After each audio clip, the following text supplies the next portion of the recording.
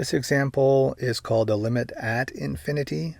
You know you're working with a limit at infinity if the x is approaching either plus infinity or minus infinity.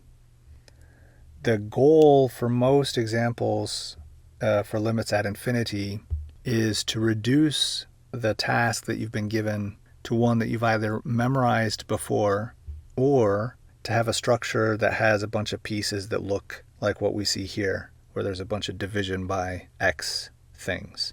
So again, our goal with a limit at infinity is to manipulate it to get a structure that looks like this, where there's a bunch of x's in the denominator of these terms, or to get it into a shape that we have already memorized.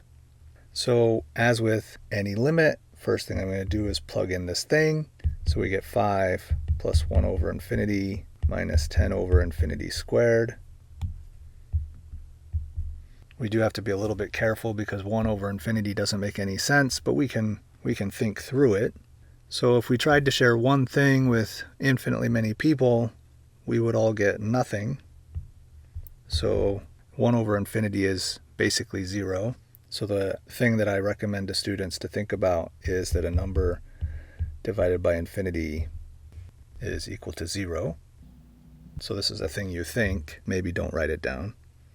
Now infinity squared is still infinity, so this is 10 over infinity. And then a number divided by infinity, so we have 10 things, we're trying to share it with everybody, so we all get nothing. And so the result here is 5 plus 0 minus 0 equals 5. That's a number, so the final answer here is 5. If we're being formal about it, we would write the limit as x goes to infinity of 5 plus 1 over x minus 10 over x squared is equal to 5.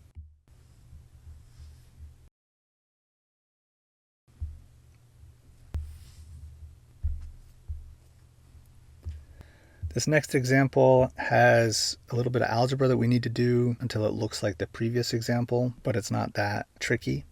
So we'll evaluate the limit as x goes to infinity of 4x squared plus 3x minus 5 all over x squared.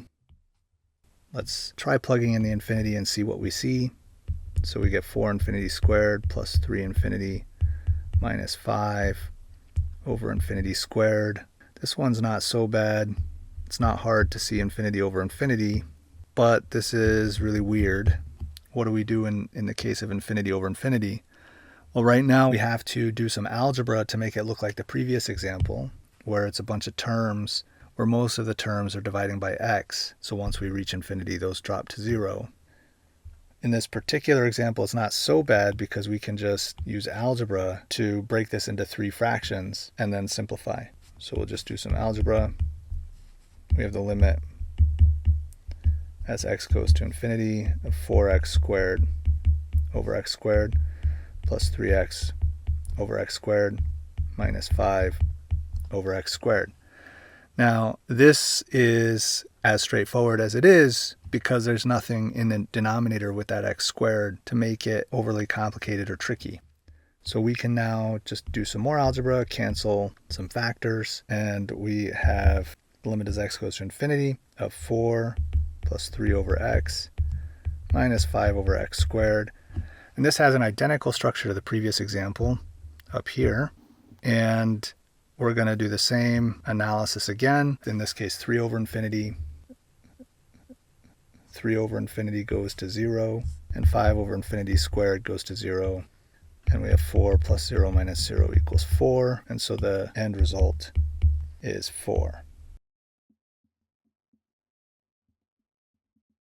Now what happens if there is something down there with that x squared that makes it more interesting? Like an x squared plus 1. In this case, plugging in the infinity is going to again give us the structure infinity over infinity. In this case, you will often see 2 techniques described for now. One of them is factoring out the highest power of x, and the other one is dividing by the highest power of x. This is how we usually refer to them. We really do need to be more careful in the way we speak, but if we were being more careful, we'd have to add like 1,000 words so we would all know what we're saying. or what we're thinking. So typically you'll just hear it described as factoring out the highest power of x or dividing by the highest power of x. I will encourage you to factor out the highest power of x in the numerator and the denominator. So here in the numerator, the highest power is x squared. This is a little bit uncomfortable for students, but where we can start until you're used to this is whatever you factor out, just divide the term by that. So the 3x will be divided by x squared, and the negative 5 will be divided by x squared. If you're not sure if you did this correctly, you could always multiply that back through and check to see, do you get the same thing as what you started with? And if you do, then you're on the right track. In the denominator, the highest power of x is x squared, so I'll pull out x squared. And when I pull the x squared out of x squared, I get a 1. When I pull it out of the 1, I get a 1 over x squared. So there's a little bit of algebra to be done here. This x squared cancels this x squared. This x here cancels one of the x's. And we have the limit as x goes to infinity of 4 plus 3 over x minus 5 over x squared, which looks familiar. In fact, it's identical to the previous example up here. In the denominator, we have 1 plus 1 over x squared. Now that we have this structure where we have a bunch of terms dividing by powers of x, now we can try the limit at infinity. When we try to share 3 things with infinitely many people, we all get nothing. When we try to share 5 things with infinitely many people, we all get nothing. And when we try to share 1 thing with infinitely many people, we all get nothing. So the end result here is going to be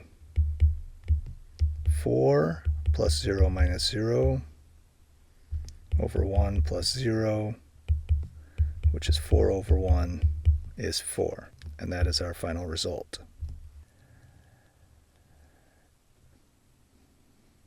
Let's try one that is a little bit trickier. So we'll do the limit as x goes to negative infinity, and we'll do 4x cubed plus 3x minus 5. And let's divide by 2x squared plus 9x minus 7. Now with this limit at infinity, we plug in the x equals negative infinity like it's a number.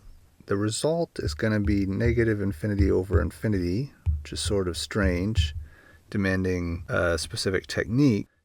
Before we get into that technique, we're going to explore why this counterintuitive result even shows up at all. This is particularly strange when you think about the algebra in here, plugging in the negative infinity and squaring it, and then multiplying by 2, you're going to see a plus infinity here, and then you plug in the negative infinity into that 9x, and you see a minus infinity minus 7. And sort of an obvious question is, why don't those cancel out?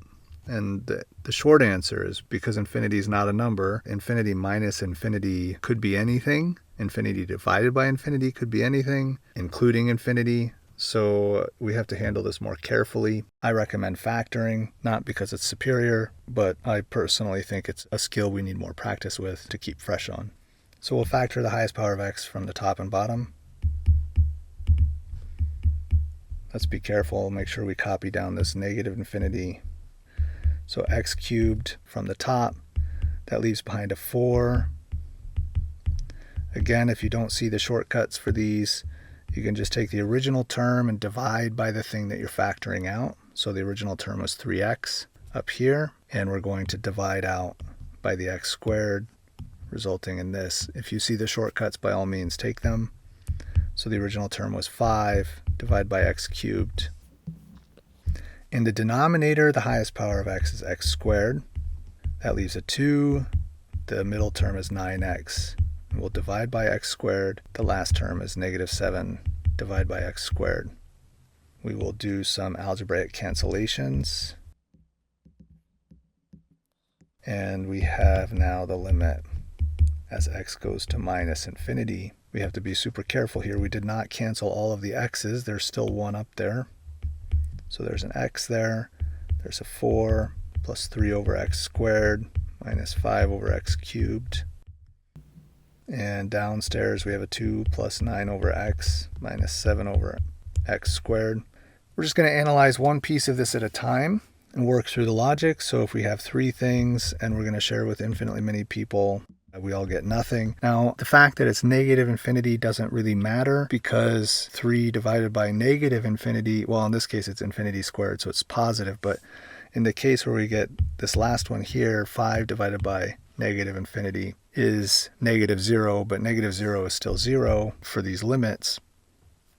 When we analyze each of these pieces that have the structure where it's a number divided by a power of x, those all zero out. And what we're left with is this part right here, which looks like 4x over 2, which looks like 2x. Now, we ask ourselves, what does 2x do as we go to negative infinity? Now, we can just stick in the negative infinity and see what happens. So 2 times negative infinity, well, that's still negative. And if you double infinity, it's still infinite. So the final result here is negative infinity. Again, all of those terms over here that were a number divided by a power of x, they zero out at infinity. But we have some leftover x's over here that do not zero out. We have to analyze those separately, and that's what's over here in the margin. If we take out the leftovers, the 4x over 2, we do some algebra, pop in the negative infinity, see what happens. In this case, we get a negative infinity, and that is our answer to that limit.